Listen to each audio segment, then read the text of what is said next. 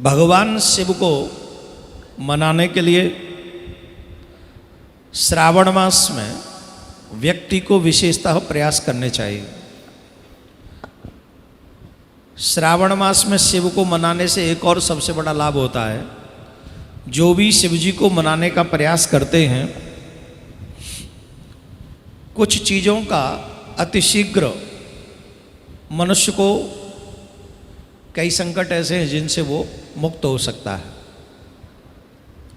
आज के युग में जो मनुष्य की सबसे बड़ी विपत्ति है या संकट है हमारी दृष्टि से, अब व्यक्ति इस बात की तरफ तो सोचता नहीं भगवान प्रसन्न हो जाएं, भगवान मिल जाएं या हमारा जीवन सफल हो। इस तरफ तो अगर 100 से आप मिलेंगे तो कोई 1 या 2 या 4, इससे ज़्यादा नहीं। मोस्टली जो सब लोगों की समस्या है आज के युग में वो है मनी, पैसा। और एक बात तो सत्य है कि नारायण से जल्दी, कृष्ण से जल्दी, राम से जल्दी, हालांकि लक्ष्मी जी चरण दबाती हैं नहीं के, लेकिन शिव जी प्रसन्न हो तो इनसे पहले ये दे देते हैं लक्ष्मी। अकेली लक्ष्मी जी का तो पूजन आप करोगे नहीं, और नारायण तो नारायण है, वो कहेंगे ज़्यादा लक्ष्मी हमारे भक्त के पास जाने भी नहीं चाहिए, ज़्यादा लक्ष्मी जाती है तो हमारा भक्त जो है टेढ़ा बेढ़ा हो जाएगा, तो उससे कोई लाभ ठीक नहीं। लेकिन शंकर भगवान क्योंकि श्रावण मास में अपने, मैंने पहले ही बताया, जब भगवान विश्राम करने जाते हैं तो 4 महीने शिव जी संसार को संभालते हैं। इसलिए श्रावण मास में विशेषतः शंकर भगवान की पूजा की जाती है। और शंकर भगवान का पूजन करने पर मनुष्य अगर धन की समस्या से जूझ रहा है और हृदय से अगर श्रावण के 4 सोमवार 5 सोमवार जितने भी आते हैं, कई बार 5 भी आते हैं, कई बार 4 भी आते हैं, इस बार 4 हैं, तो चारों सोमवार अगर शिव जी की पूजा मन से करे, कुछ अधिक उसको चढ़ाना नहीं। एक तो ध्यान रखे कि सोमवार के दिन सफ़ेद वस्त्र पहनकर शिव जी की सेवा करें, पूजा करें। आसमानी भी पहन सकते हैं, सफ़ेद भी पहन सकते हैं, और भी 2-3 कलर हैं, शिव कथा में मैं आपको बताता रहूँगा। आसमानी कलर पहन सकते हैं ऐसा बताए, लेकिन मोस्टली सफ़ेद, क्योंकि वो सफ़ेद वस्त्र ही धारण करते हैं शंकर भगवान। सफ़ेद वस्त्र पहनकर शिव जी का अभिषेक करें। ध्यान देने योग्य बात यह है कि बेलपत्र उनको प्रिय है, और बेलपत्र सोमवार को हम तोड़ नहीं सकते, इसलिए रविवार को ही, जैसे कल, हमको बेलपत्र ले लेने चाहिए, जितने भी आप चढ़ाना चाहें।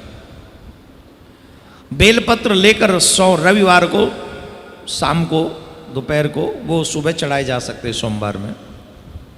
बेलपत्र अधिक चढ़ाना चाहिए, जरूर चढ़ाना चाहिए, अवश्य चढ़ाना चाहिए। बेलपत्र हमारे 3 जन्मों के पापों को नष्ट करता है। स्पर्श मात्र से हमारे पाप नष्ट हो जाते हैं बेलपत्र से।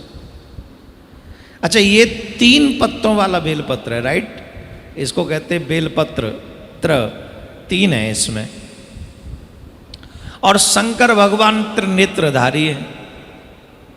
वैसे बेलपत्र 4 का भी होता है, 5 का भी होता है, और अधिक का भी वर्णन किया गया। जितने अधिक वाले बेलपत्र आप चढ़ाओगे उतना ही ज्यादा पुण्य है इसका।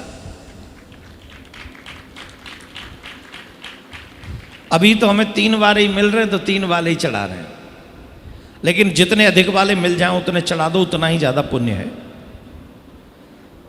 3 नेत्रधारी, त्रिनेत्रधारी महादेव पर जब हम बेलपत्र चढ़ाते हैं तो जैसे ही बेलपत्र चढ़ाने के लिए हम यूं करते हैं शिव जी पे, बेलपत्र का स्पर्श होते हमारे 3 जन्मों के पाप नष्ट हो जाते। पिछले 3 जन्म में आपने जो पाप किए होंगे वो नष्ट हो जाएंगे। और आप श्रावण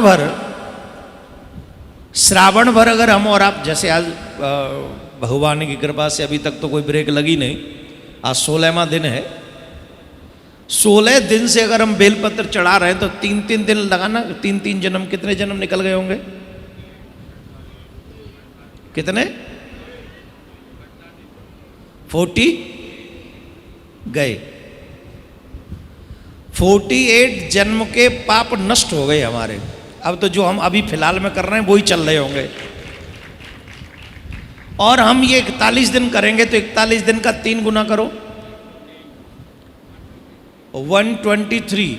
123 जन्म के पाप नष्ट हो जाएंगे 41 दिन कॉन्टिन्यूस भगवान शिव पर बेलपत्र चढ़ाने से। कौन ऐसा दुनिया में जो आपसे गारंटी ले ले कि आपके 123 जन्मों के पाप नष्ट हो गए? और धिक्कार है ऐसे कलयुग के मनुष्य को। इतना सरल क्या लगता है बेलपत्र चढ़ाने? मुझे बताओ तो सही, क्या लगता है? लेकिन मनुष्य की मेंटलिटी देखो, सावन में भी पी के पड़ा होगा, उल्टा सीधा खा रहा होगा, और शिव जी को कही तो उल्टा सीधा बोल रहा, क्या तुम शिव जी करते रहते हो? यहां से जाने के बाद पाप न करो, 19 अगस्त के बाद पाप न करो, तो तुम्हारा गुरु होने के नाते ये लिख के दे सकता हूं कि तुम यमराज के यहां नहीं जाओगे। तुम्हारा गुरु होने के नाते ये अधिकार है कि मैं लिख के दे दूं, आप यहां से जाके पाप मत करना, बस मेरी गारंटी। लेकिन 41 दिन तक वैसे जुड़ रहे हो जैसे मैंने कहा।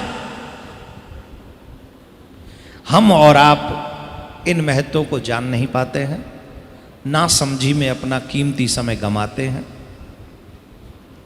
हमें अपना अनमोल जीवन नहीं बिताना चाहिए।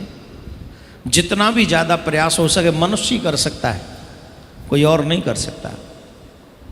मनुष्य ही एक ऐसा प्रयास कर सकता है जो अपने कई जन्मों के पापों को नष्ट कर ले और इस जन्म में इतने पुण्य एकत्रित कर ले कि भगवान हमें फिर किसी और जन्म में न भेजें। और ये मनुष्य कर सकता है, इसमें कोई दो राय नहीं। मैं तो कहूँगा मनुष्य ही एक ऐसा है जो कर सकता है, और तो कहाँ कोई करेगा।